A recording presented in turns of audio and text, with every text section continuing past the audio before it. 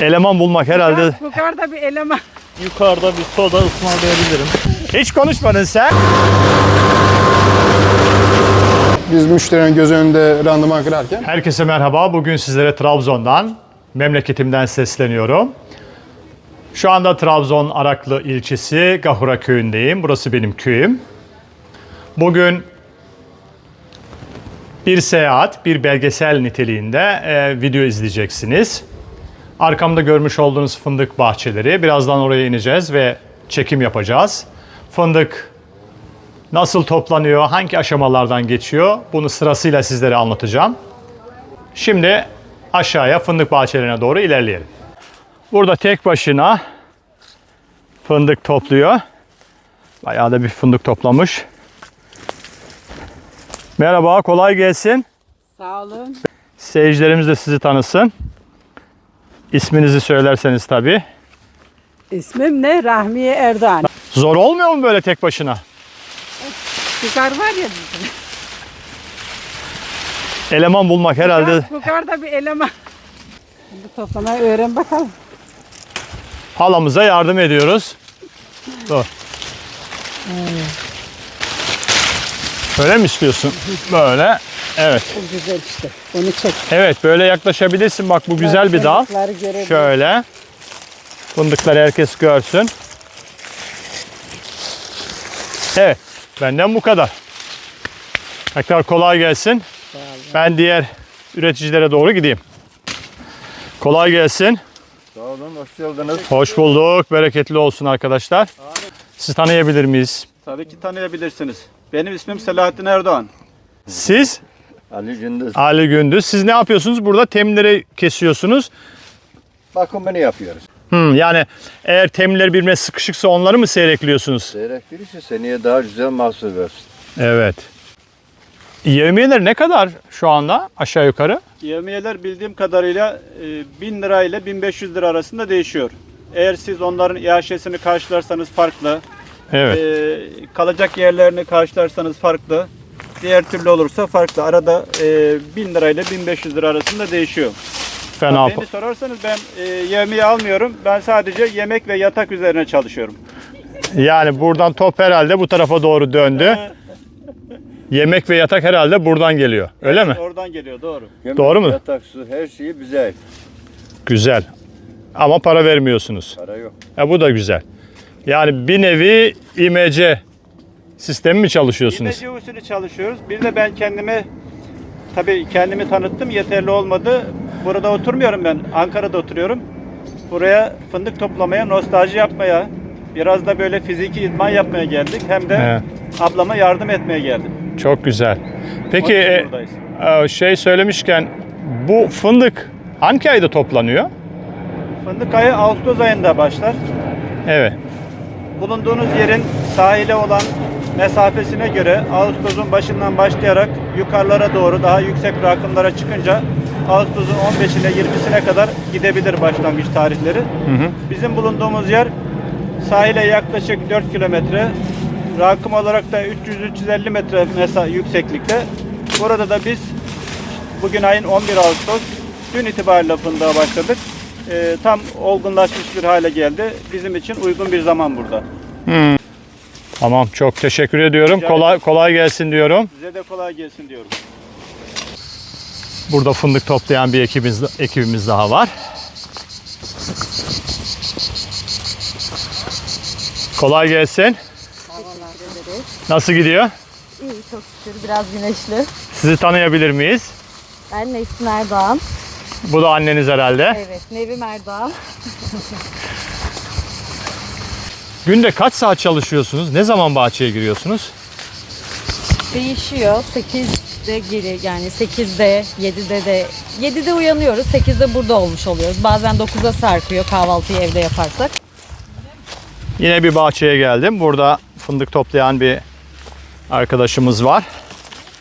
Merhaba, kolay gelsin. Merhaba. Sizi tanıyabilir miyiz? Fatih Erdoğan ben. Fatih Erdoğan. Fatih Bey, nasıl gidiyor? İyi gidiyor. Fındık topluyoruz işte. Malum sezon geldi. Peki siz fındık sahibi misiniz yoksa yövmeci misiniz? Ben babamın fındığı. Evet. bu yıl bana verdi fındığı. Topla ve al dedi. Evet. Burada mı yaşıyorsunuz? Hayır, ben İstanbul'da yaşıyorum. Fındık toplamak için geldiniz. Evet, aynen öyle. Burada bir şey dikkatimi çekti. Diğer bahçelerde de onu gördüm. Nedense insanlar ya 2 kişi ya 3 kişi burada yevmiyeci bulmakta zorluk mu çekiliyor? Yevmiyeci bulmakta zorluk çekilmiyor aslında da yevmiye parası biraz fazla olduğu için fındık kurtarmıyor. Bana nasıl söyleyeyim size, 1500 lira yevmiye istiyorlar. Evet. Bana 1500 lira yevmiye alan fındık toplayan kişinin 3000 liralık fındık toplaması lazım. En az. O da en az. Ama malum şimdiki gençler fındık ne toplamasını biliyor. Ben de şöyle yanına geleyim. Sana yardım edeyim. iyi olur. Buyurun. Evet, aynı zamanda konuşmaya devam edebiliriz. 1500 TL dediniz. Evet, 1500 TL'ye fındık topluyorlar ama Ama yine de eleman bulmakta zorlananlar varmış. Onları ben biraz önce konuştum birkaç üreticiyle. Köyümüzde zor evet ama dışarıdan çok rahatlıkla bulabiliyoruz. Fındığın değerini bulduğuna inanıyor musunuz? Fındık şu anda kaçtan alınıyor? Bunda şu anda 130 lira fiyat verdi hükümet. Evet. Henüz alım sezonu başlamadı. Göreceğiz, bakacağız. 130 lira çok az. Tabii bunu özel sektörde satma şeyiniz var değil mi? Tabii. Ama onların fiyat oranları nasıl? Hükümete göre daha mı yüksek alıyorlar, daha mı az? İşte dediğim gibi başlamadığı için şu anda bilemiyoruz. Henüz fındık daha dalında kurutulmadı, patosa vurulmadı, çuvallanmadı. Bunun birçok aşaması var Sebahattin Bey. Tamam, çok teşekkür ediyorum.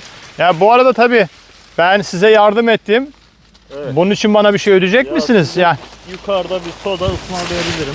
insanlar fındıklarını topladıktan sonra kurutmak için evlerinin önüne, boş bulduğu arazilere seriyorlar. Şimdi ileride bir üreticimiz var. Fındığını kurutuyor. Kolay gelsin. Sağ olun, hoş geldiniz. Hoş bulduk. Teşekkür ediyorum. Evet. Burada ne yapıyorsunuz? Burada şu an fındığımızı topladık. Fındığın kurumasını bekliyoruz. Alt üst yapıyoruz fındığı. Evet. Patosa vuracağız. Kaç gün sürüyor? Fındığı kaç gün kurutmanız gerekiyor normalde? Havalar güzelse 5 gün normaldir. 5 gün kurutabilirsin. Ondan sonra patosa vuruyoruz. Ne kadar kuru olursa fındığın kalitesi o kadar iyi oluyor. Bu patos dediğimiz bir araç geliyor herhalde. Bunu ona Evet, veriyoruz. patos Orada geliyor. işlem ne oluyor patosta? Patos geliyor, zulufunu ayırıyor, denini ayırıyor, çürüğünü ayırıyor. Evet. Sonra tekrar kurutuyor musunuz onu? Tabii ki. Sonra patosa vurduktan sonra yaklaşık olarak havaların tabii güzel olmasına bağlı bir hafta kurutuyoruz. Maksimum. Yani öncelikle zuluflu olarak burada kurutuyoruz. Evet. Sonra patosa vuruyoruz. Den haline geliyor ve Evet. birkaç gün daha güneşte kurutuyoruz. Ondan sonra ne yapıyoruz? Satış. Ondan sonra çuvallıyoruz ve satışa götürüyoruz. Peki bu arada biz sizi tanıyabilir miyiz? Adem Erdoğan. Adem Erdoğan. Adem Bey çok teşekkür ediyorum. Rica ederim. Kolay gelsin. Size de kolay gelsin. Evet, şimdi de fındığın patos işlemini öğreneceğiz. Burada patos sahibine doğru gidiyoruz. Merhaba. Merhaba abi. Sizi tanıyabilir miyiz? Mehmet benim ismim abi. Ben patosçuyum. Mehmet, şimdi burada işlem nasıl oluyor? Bize tane tane anlatır mısın? Fındık nereden giriyor? Nasıl oluyor? Fındık emiş Hortumu bu. hortum bu emiş görevi yaparak fındığı sekerek değirmenine gidiyor abi. Şöyle bir göstereyim ben. Evet. Bu emiş görevi yapıyor bu hortum. Yani Tamam. fındığı seken hortum. Şuradan yukarıya Evet, makineye gidiyor. Şuradan değirmene giriyor ve sürük sağlam şeklinde ayrılıyor fındık içiye. Evet. Sağlam fındık da buraya geliyor. Ve sürük Bu hortumla beraber geliyor. evet bu hortumdan buraya geliyor sağlam fındık harmana. İstediğin yere hatta Aktarabiliyoruz. aktarabiliyorsun satıya. 12 metre uzunluğu var. 12 metre istediğin yere aktarabiliyorsun. Sağlamlar bu hortumla gidiyor. Şuradaki de herhalde fındığın zuluf iskartası abi. zuluf. İşe Buraya geliyor. yaramayan parçası. Tamam, birazdan çalıştırdığımızda daha detaylı bir şekilde göreceğiz. Tamam.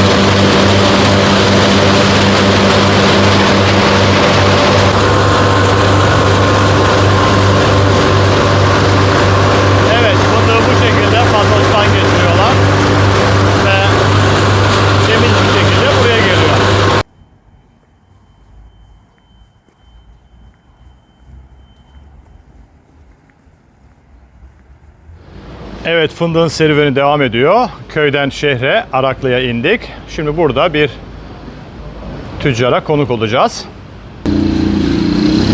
Burada bir tüccarımız var.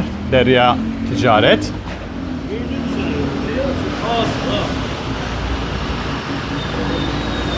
Bir girelim bakalım.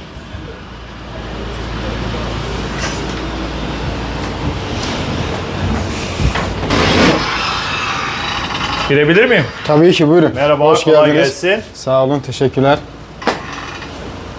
Böyle gelelim mi? Olur. Biz aslında daha önceden tanışıyoruz ama seyircilerimizin sizi tanıması için kendinizi takdim eder misiniz? Benim adım Orhan, soyadım Derya. Fındık ticaretiyle uğraşıyoruz. Yaklaşık 35-40 yıldır. Daha öncesinde babam işin başındaydı. Şimdi kendisine emekliye ayırdık. Yerine biz geçmiş bulunduk. Çok güzel. Bir aile şirketi diye. Evet, aynen öyle. Aile şirketi diyebiliriz. Şimdi Orhan Bey, ilk sorumuz şöyle olsun. Ben şimdi yukarıdan bahçelerden geliyorum, fındık bahçelerinden. Bir kısmı topluyor hala, bir kısmı da kurutma, patoz aşamasını geçmiş durumda. Fındık alımı başladı mı sizde? Başladı, evet. Hafta başından itibaren alımlara başladık. Fındığı kaçtan alıyorsunuz? Kafanızda bir rakam, Şu net rakam anda var mı? yani serbest piyasada 111 liradan işlem görüyor fındık. 50 randıman üzerinden. 50 randıman fiyatı diyeyim daha Ha, doğrusu. burada fındığı alırken bir de randıman Tabii, şeysi yani var. verdiği iç kalitesine göre bir fiyatı belirleniyor.